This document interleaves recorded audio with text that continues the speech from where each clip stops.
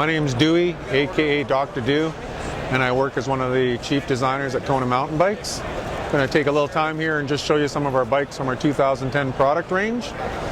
In the past year, I guess there's been a lot of interest in commuter bikes. Obviously, the price of gas is driving that a little bit, and we've really expanded our range this year.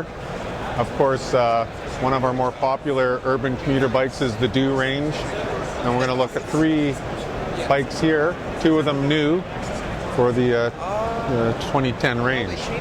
We'll start down at the bottom here, the Dr. Fiend, which uses the new Shimano Alpine group set. It's an internal driven bike, really low maintenance. It's got the KONA Project 2 front fork, so it steers very well.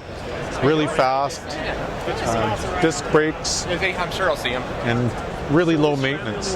One of the nice things about the drivetrain on this bike is obviously you can shift under load, but you can bring the bike to a stop and you can shift without the bike rolling forward, which is kind of a nice feature for downtown commuting.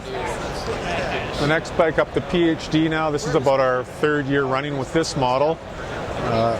As far as the commuter bikes went, this was the first bike that we launched that was what we considered our high-end, or in Europe they call them speed bikes. So it uses a Mavic wheel set.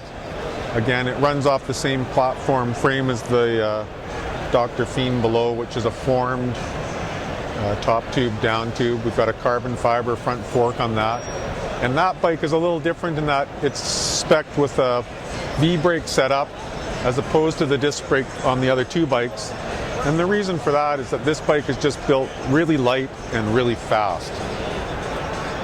The 3rd bike in the range here that I'm showing you is the new bike this year, which is the Super Dew.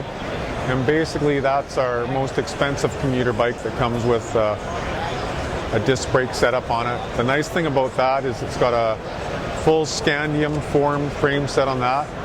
And for people that aren't super familiar with scandium, is that it's just like super high-end aluminum, which allows us to build a very, very light frame, but at the same time it's quite compliant, so the bike is fast and comfortable.